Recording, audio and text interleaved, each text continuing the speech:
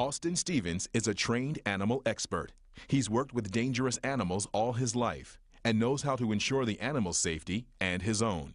Please never attempt to get too close to a wild animal yourself.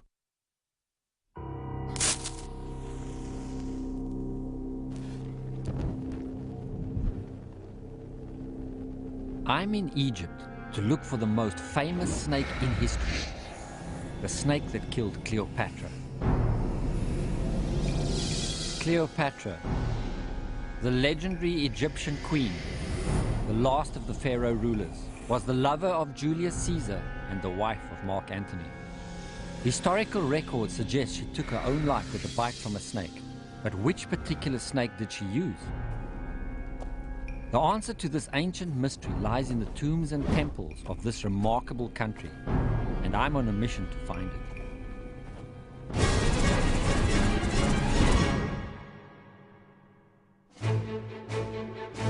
Ever since I can remember, I've been interested in dangerous and exotic wildlife. For the past 10 years or so, I've earned my living from photography. Traveling from my home in southern Africa to the ends of the earth to photograph some of the rarest and deadliest creatures in the world.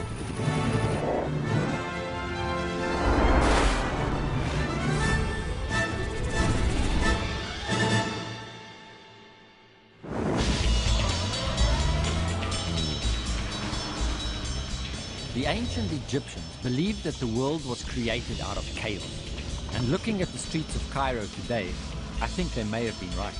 His first time in Egypt? Yeah, it's my first time here. You're welcome in Egypt. Thank you very much. It's a very friendly country, I see that. But lots of people, Lots of people. I'm here in Egypt to look for the killer of Cleopatra, the legendary Egyptian queen. She's tourist? I've come to look for some snakes that you get in Egypt. Oh, you like snakes? This is what I do. I work with snakes. My God, my heart grows strong with good snakes. Several years ago, I was given a copy of an ancient papyrus that I was told had something to do with snakes. Does this document hold any clues that might help me identify Cleopatra's killer? Sorry, just hang on. Okay. Thank you, sorry. No problem. Back home, no one could make any sense of the papyrus. But here in Cairo, it's a different story. The one person who can help me reveal its secrets is at the American University.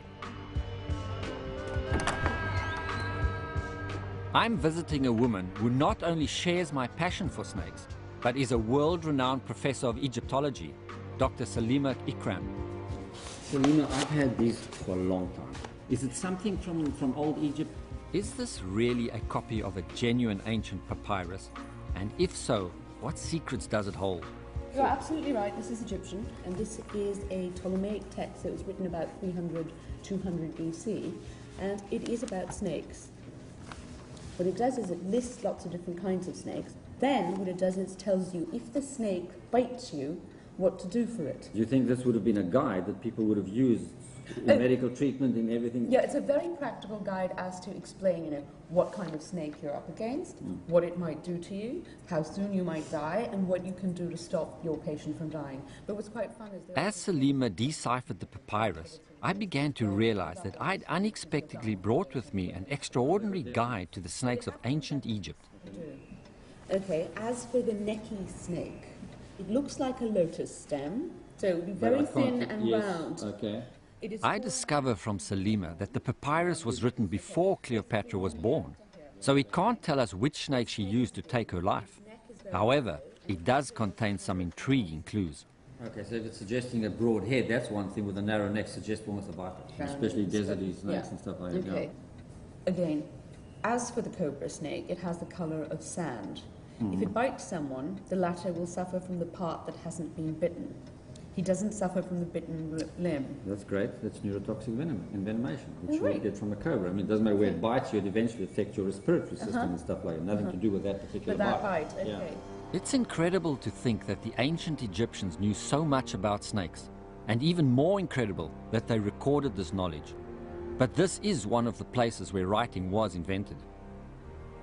There were a number of venomous snakes in ancient Egypt, and many of the Egyptian gods appeared in the form of snakes. So snakes were everywhere, in life and in the afterlife.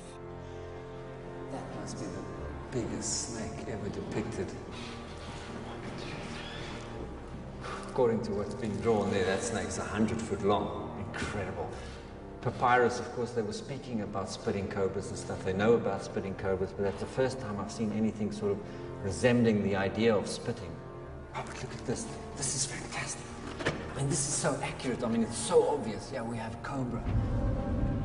The cobra is the most frequently depicted snake in the tombs and temples of ancient Egypt. It was a potent symbol of the pharaoh's power. This makes it an obvious suspect, but I need proof.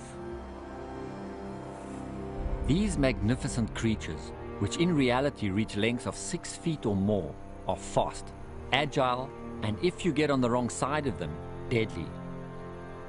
If I do find one, I'll have to watch my step.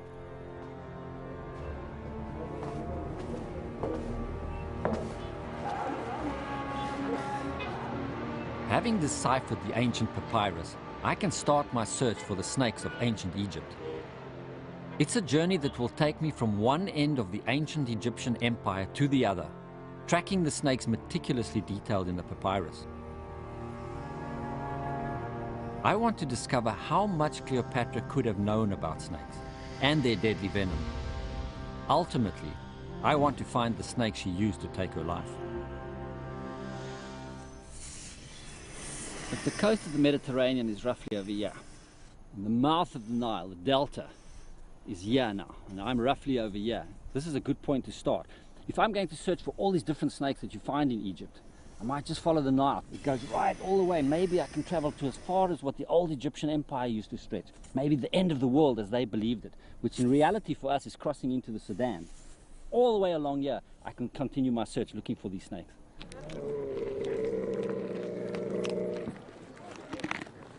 If I am going to attempt a journey like this, I need to find the right transport.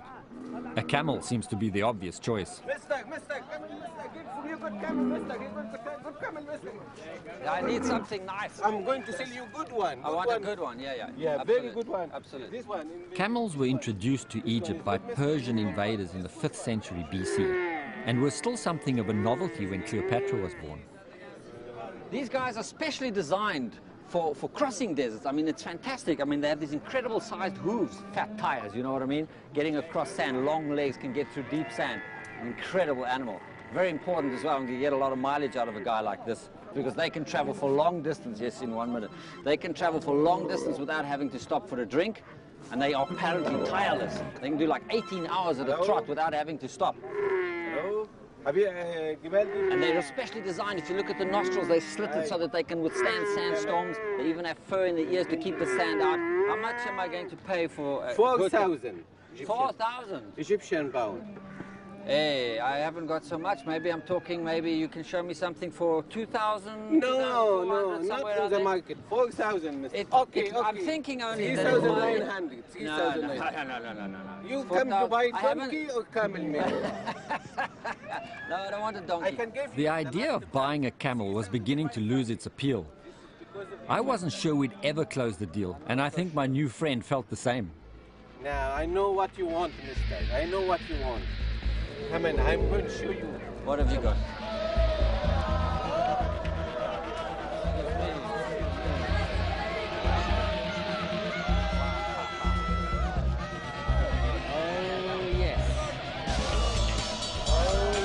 While the camel has its virtues, this has air conditioning, and a CD changer comes standard, and I can hire it by the day. Very tempting. That is my kind of camel. It's a deal, baby.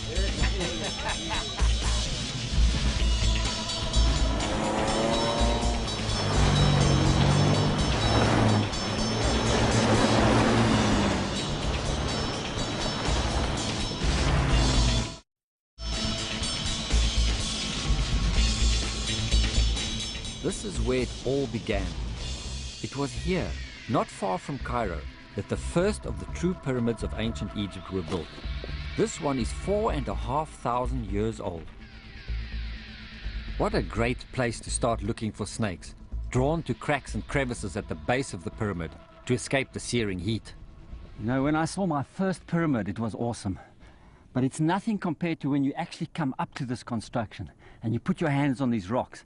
Then you really feel the immensity of this whole construction. It's mind-blowing. I'm trying to imagine just one of these blocks being transported from way down somewhere out of a quarry, being brought here, being cut into shape and being placed exactly in one particular position at exactly the right angle, and then another million put on top of it. Unbelievable. And it doesn't even end there. When you get to the face like this, you look along the face and it's actually like a straight line, an absolute straight line. It's like the tiles that's been put on the wall in your bathroom. And more than that, you look at the seams in between. I don't know how many tons of block with seams that are almost, it looks like they're actually airtight. I'll tell you something, these guys can build my house anytime.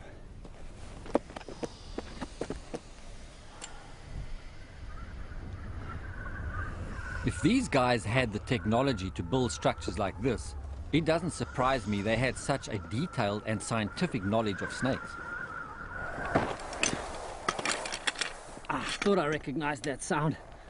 That's a horned viper, desert sidewinding horned viper. I've got to get him out of here. Get him to a position where I can, he's pretty nippy. These guys are pretty venomous as well. I've got to take him out where I can work with him a little bit more carefully. There we go, on the sand here. There we go. Oh, isn't that incredible? Look at this guy, watch him move. If he wants to take off, they have this undulating movement by which they sometimes only touch the sand with two parts of the body. The horned viper is a remarkable snake and featured heavily in ancient Egyptian culture. There's even a story that during the early days of the Egyptian Empire, pharaohs were ritually put to death by viper bite to ensure that no individual held power for too long. Death by snake bite was thought to ensure immortality, an important consideration for Cleopatra. But more interesting with this guy is his ability to attract attention or defend himself by making this rasping sound. If you look very carefully at the way that he does it, he's not actually hissing as some people think. He's turning his body within its own body, and the scales are so coarse that they rub against each other and they make this fantastic hissing sound. And the louder that sound gets, the madder the snake is. What I'm going to do is just catch hold of him, if I can, with my forceps. Bring him around so that I can give you an idea of what these scales look like. I'm a little bit nervous to get too close. Vipers can turn and strike like a shot. I'd rather have his head under my control when I do this. Okay, there we go. That's much safer. Now you can clearly see the horns. Look at that, one over each eye. This is where the theory that possibly because they're raised above the eye, it might just help and keep the sand away from his eyes so he can still be exposed, or the eyes can still be exposed to watch for any prey coming, because when the snake has buried himself under the sand, he's completely invisible. The color of the body matches the ground perfectly. He's absolutely perfectly camouflaged. This guy's lying on the ground as he was there now. I come right past him as I did. I don't even see the snake. Just by rubbing his scales together did he attract my attention. And the idea of that is that the snake makes himself sound dangerous. Any animal coming within range of the snake, and he gives that warning, like a rattlesnake would rattle his tail. This guy rubs his scales together and actually produces that sound and might scare away an animal. Now if you look very close to the scales, each scale has got a little keel on it. In other words, it's got a little ridge in the middle of each scale, and that's a very rough. If you feel it with your finger like this, it's actually like sandpaper. And you can hear when I remove my finger. Listen to this. You hear the sound? Okay, so he turns his body on its own self and makes like a sound, like a file. Listen to this. You hear that? And that's because he's got that keeled scale. And if he's looking for prey and he's keeping dead still, he has pretty big fangs, this guy. I'll show you quickly. Just get those fangs exposed. Look at that. Oh, such a tiny little guy, but look at the size of those fangs. He can give you a bite and a powerful little cytotoxic venom in there, cause tremendous tissue damage, something you don't want to get bitten by. Cleopatra was a priestess of the goddess Isis, who had a symbolic power over snakes. The papyrus would have been stored in a temple for use by the religious order, so Cleopatra may well have been familiar with its contents. She would have known that a bite from this snake could result in a very slow and painful death, and is therefore unlikely to have chosen a horned viper to end her life. For eons, the Nile, the longest river in the world, has flowed from Central Africa to the Mediterranean Sea. a distance of more than 4,000 miles. Since before the time of Cleopatra, limestone and granite have been transported by boat to build the great temples and pyramids of Egypt.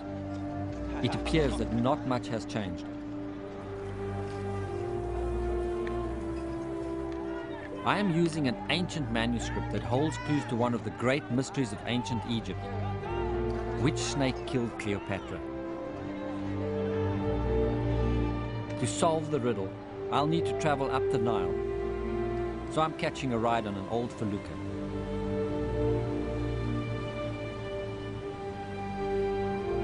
My first sighting of the Nile was not as dramatic as I sort of imagined, you know, because there it was, suddenly this river that you've been taught about since you were a kid at school, that you've heard about, it's got this incredible history. I sort of expected more, but the minute I got on the boat and I started cruising the river, that was fantastic. Because you think about it, you're in this incredibly harsh desert, and yet all you're seeing on both sides of it is greenery, fantastic greenery, people, activity, all kinds of stuff. It's one incredible river, this. I'm traveling from the site of the first pyramids near Cairo to the later constructions of northern Sudan, a journey covering over 900 miles and thousands of years of history. This journey will take me from one end of the ancient Egyptian empire to the other, giving me the best chance to find the snakes mentioned in the papyrus, and much more besides. Hey guys, come look here!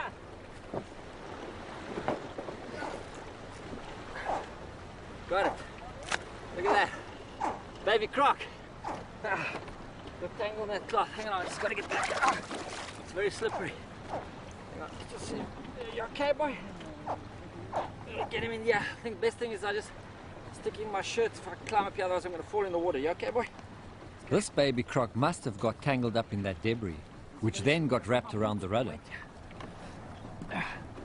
That's incredible. There we go.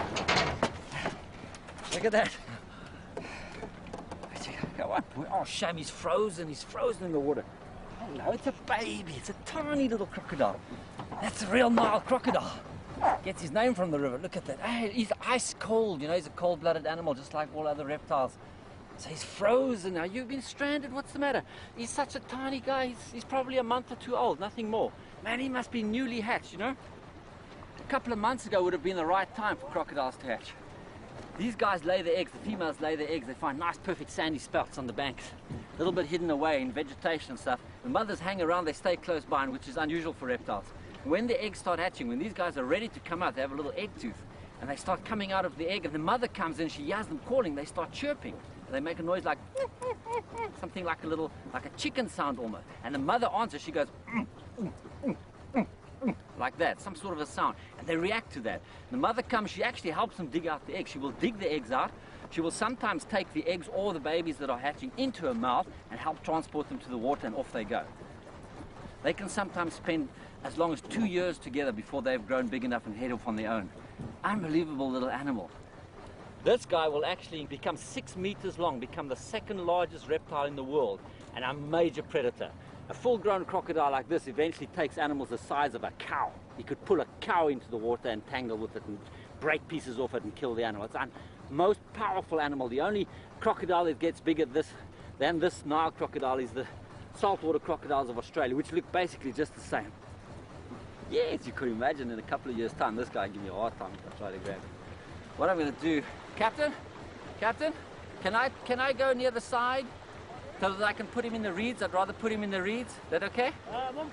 Take him to the reeds, let him go, and hope he makes it. That's incredible. My first Nile crocodile. Luckily a baby one.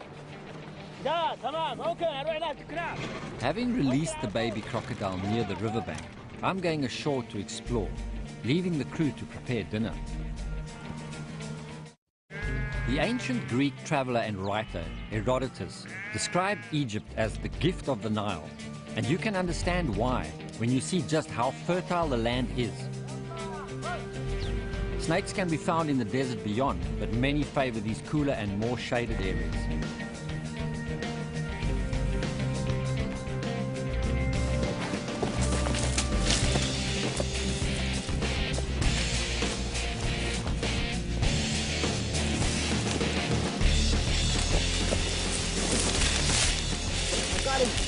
I got him It's a Nubian spitting cobra. It's the biggest one I've ever seen. I've never... Look at him spitting straight at me. Let me get him out of here. Come. Wow. These guys are fast moving and they can spit very accurately and very far. A guy this size spits 3 meters, no problem at all. What they do is contract the muscles around the venom glands and squirt it forward through the fangs, just like a normal cobra's fangs would be.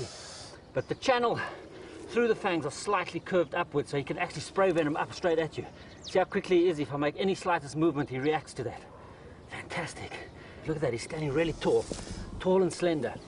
He actually, wow, right in my eyes. It makes me nervous because I'm inclined to want to turn my head, but actually you must look straight at the snake because the venom comes straight at you, and as long as it doesn't get in your eyes, you're okay. The venom gets onto your skin, onto your hands, your body, anywhere, no problem at all. If he bites you and injects the venom, it kills you just like any cobra would kill you. But the venom in your eyes, that's the trick.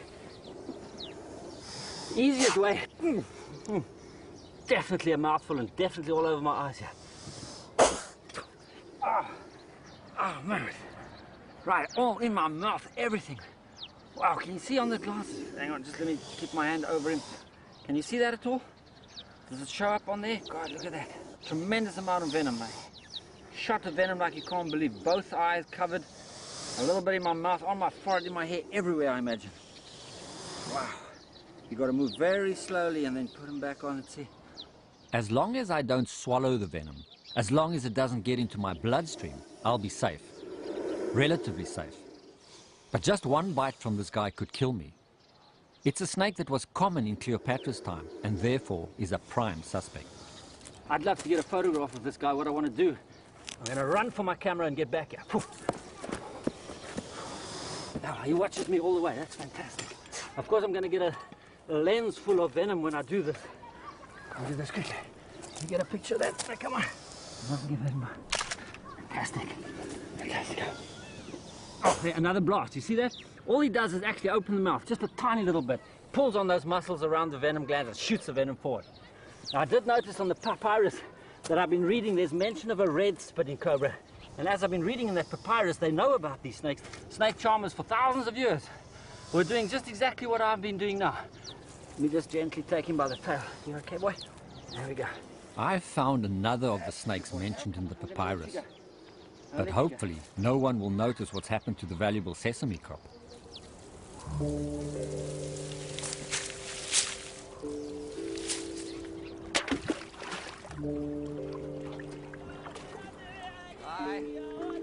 The more snakes I find, the more intrigued I become about Cleopatra and how she might have died.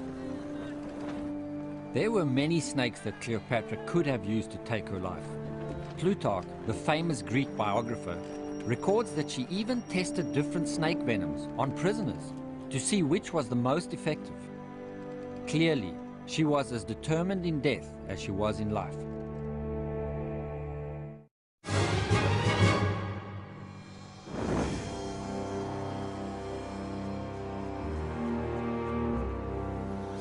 I've always dreamed of visiting Egypt, intrigued like so many travelers before me by tales of tombs, mummies and temples.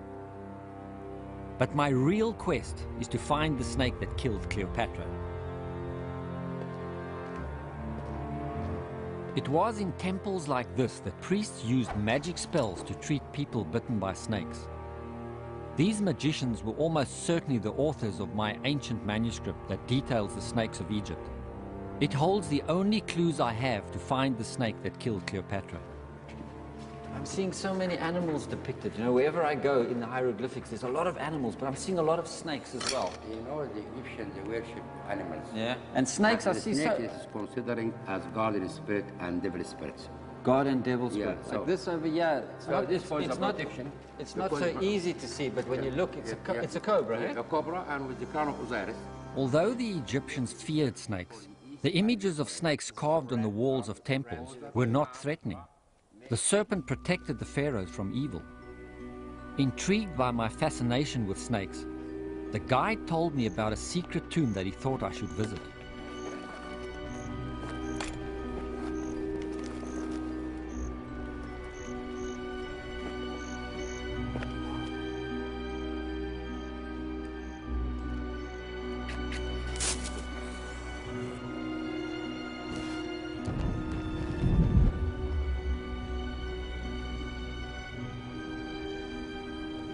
Wow, just look at all this stuff. He has a whole rock full of snakes. Continuous line of snakes. They're not cobras. It doesn't look like cobras either. They look like long, slender snakes. Almost got lizard-like heads. Oh, he has some more. Look, he has even more. It never ceases to amaze me how some cultures fear the snake so much, while in other cultures the snake is revered. Oh, he has a beautiful one. A full S shape it's got. Look at that, the whole body there. It looks almost like a python. Oh, it's beautiful. I haven't come here just to look at engravings. I'm after the real thing. And a deserted tomb is an excellent place to look for snakes. A cool place to both rest and hunt prey, such as rodents and lizards.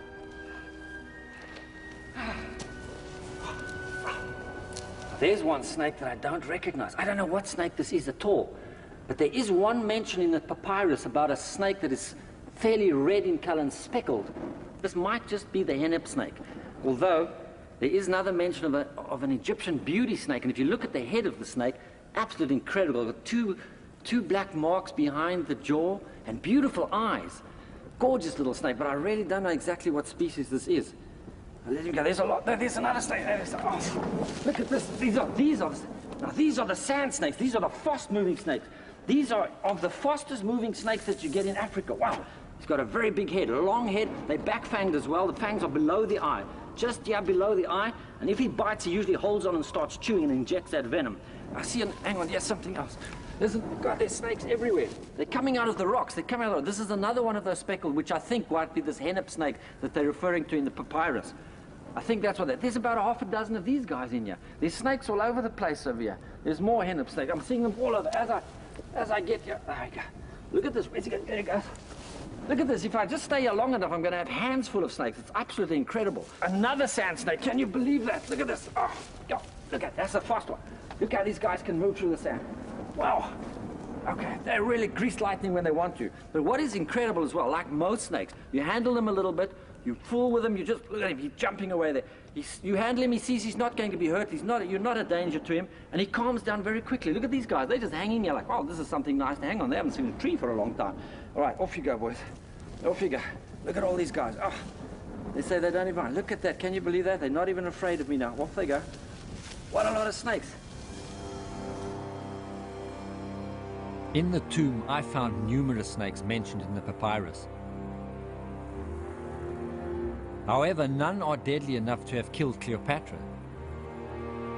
So I'm crossing them off my list of suspects.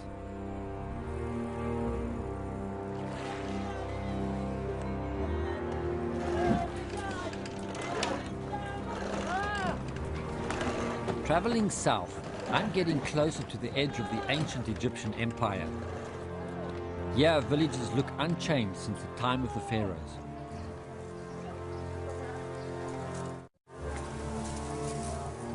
Surprisingly, some snakes are equally at home in areas of human habitation as they are in the wilderness. Many even seek out populated areas, attracted by refuse and vermin. People may not be aware of the snakes, but animals seem to have a sixth sense.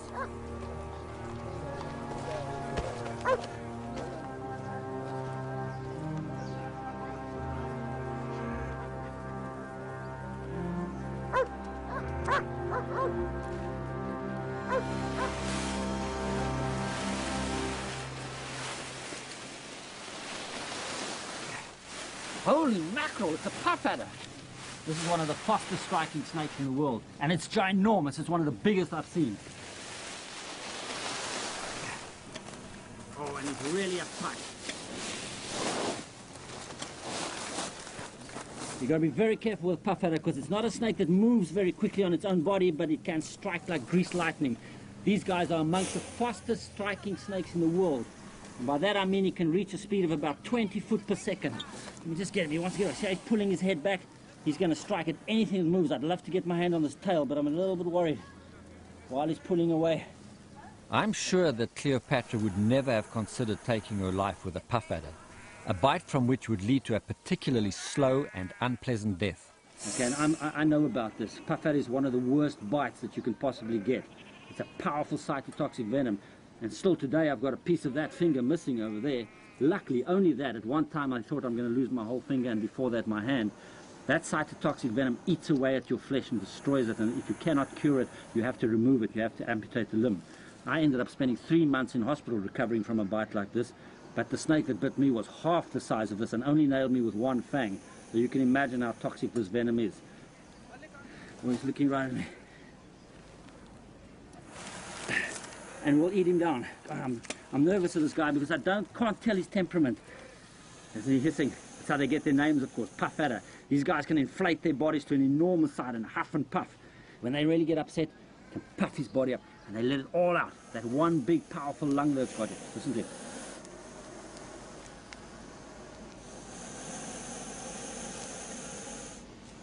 Okay. All right, now, it's in the papyrus that I've been studying, there's a mention of a blowing snake. It could well be that the blowing snake is referring to the puff adder. I mean, there must have been so many puff adders in those days, because this snake is distributed all over Africa. What I got to do now is find a way to get the snake out of here without anybody knowing he's here. Because I think if I move outside, I'm going to cause such a stir, I'm going to have so many people around me that I'm not going to be able to control it at all. This might do it. An old grain bag or something over here. Just get his head in there. Maybe he'll actually walk in if he doesn't spook. Got my hands to close.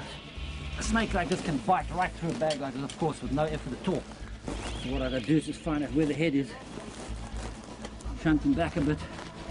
There we go. That's it. There's his head. Right over there. I hope no one comes in here now. They think I'm stealing something. But then if they open my bag to see what I'm stealing, that'd be quite a surprise for them too, eh?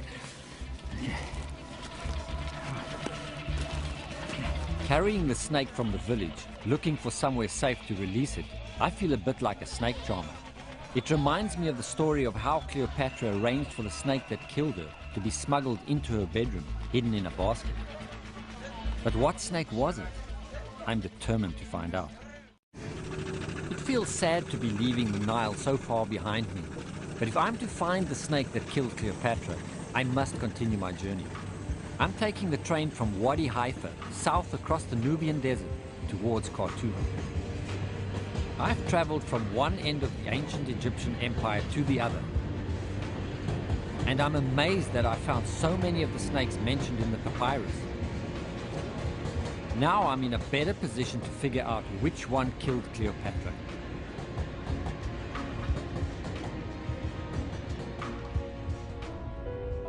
It's unlikely that she would have chosen a puff adder. They would have been difficult to find in ancient Egypt. And I know from personal experience that a bite from one of these guys is incredibly painful. If left untreated, it leads to a slow and agonizing death. It would also have been horribly disfiguring. Not a great choice for a beautiful queen. It would have been far easier for Cleopatra to get her hands on a spitting cobra. Although, as the papyrus makes clear, a spitting cobra's bite might also lead to a slow death, possibly taking several days. In my experience, they can be quite reluctant to bite, relying on spitting as their main defense. The horned viper is capable of delivering a deadly bite. These snakes, frequently depicted on the walls of tombs and temples, were apparently in plentiful supply. A serious bite would lead to an agonizing death, and venom which destroys blood and tissue would mean an unsightly corpse.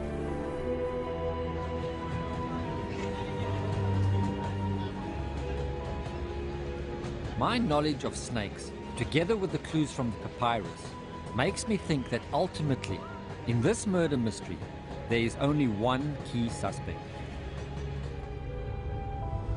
I'm confident Cleopatra chose the snake of snakes, the Egyptian cobra.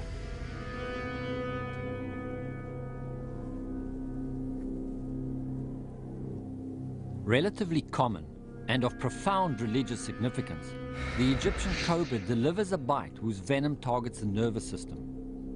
It blocks nerve impulses and causes muscle paralysis. The victim finally dies of respiratory failure. Now, where can I find one? Guys!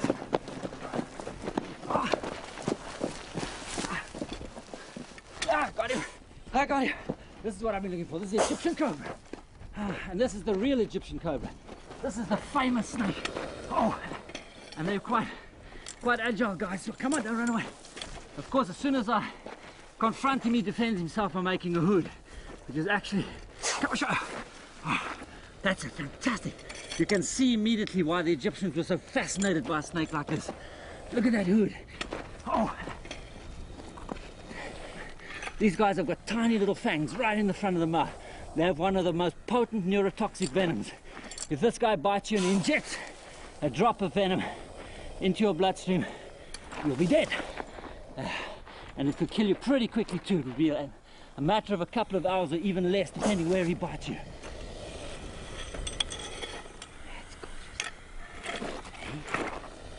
That's a perfect pose for one of these cobras. Isn't that incredible? You see, I've got his attention with my hand. This is my chance to get the photographs I need. Just stay with me, take this lid off. Oh, at some time I've damaged my filter here, but I think it'll still be okay to work. Got to get a couple of pictures like this. What a hood, look at that hood, it's perfect now. You got to watch out when you through a wide lens like this, because it's so easy to forget that you're really close to this cobra. You see, the whole idea, the cobra makes this incredible hood. He actually spreads the ribs. This first third of his body can actually spread the ribs out, opens them up, spreads the skin out, and makes himself look bigger and more dangerous in the hope of frightening away an attacker. And you can keep his attention like this so much that if you even have your hand behind his head, you've got his attention and he doesn't see your hand behind his head. As long as he doesn't see it, you can actually touch him behind the head like that. He's gorgeous, isn't he? Absolutely gorgeous. To bring him right around. Have a look here, boy. Have a look at the camera. Look at that. Look at that. Isn't that fantastic? Aren't they magnificent animals?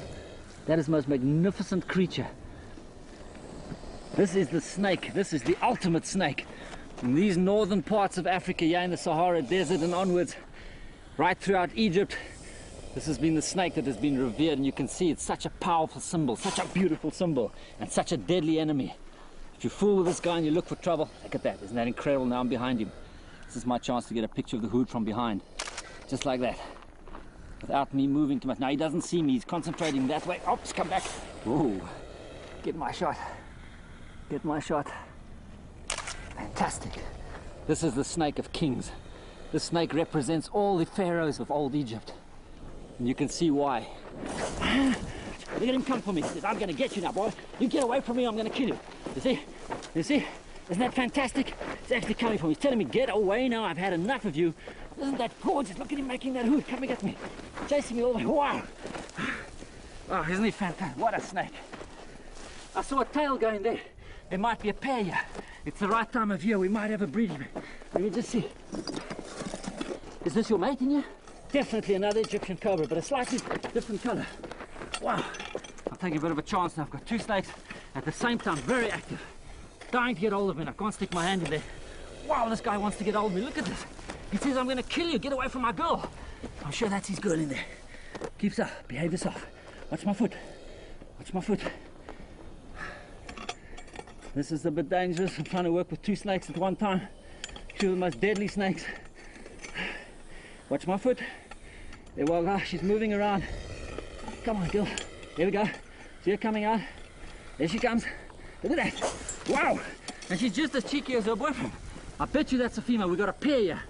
And they're probably staying hidden in the middle of the day, avoiding the harsh light, waiting for evening when it's cooler, and they come out and start fit. That's your wife. Yes, that's my wife, he says. Isn't she incredible? The female leaves a scent trail which the male then follows, meaning she's ready to mate. And then they get together. In the case of cobras, probably not for too long, maybe a couple of days. They'll mate and then they will disperse. The female will eventually lay eggs in a dark, quiet area, and those eggs will hatch about 40 or 50 days later, and the little baby snakes have to fend for themselves immediately, and they have to move on into this very harsh world. Stanford, oh, she's pretty. She's so gorgeous. She's got a perfect scale pattern. If you look at the scales above her head, they're actually gorgeous. They're perfectly modeled. Look at that. These are a little bit messed up. He's been rubbing in the rocks. Maybe he's a bit older. Look at the scale pattern on that head. Isn't it fantastic? Yeah. Okay. Look at that. Looking for a way to get out. Looking for a way to get away from me. Let's go back to this dark cave. Oh man, gotta be careful not to get the tail tangled like that. I'm gonna put her right back in her home. You wanna go back home? That's my girl. Off you go. Off you go. There we go. That's my boy. Off to his girl. That's what he's been wanting to do all the time. That's an incredible piece of luck, getting a pair of these guys right here in the land of the pharaohs. Fantastic. What a snake. Cleopatra died on the 30th of August in the year 30 BC, aged 39. She took her life after hearing of the death of her husband, Mark Antony. Cleopatra may have been killed by a cobra, but she died of a broken heart.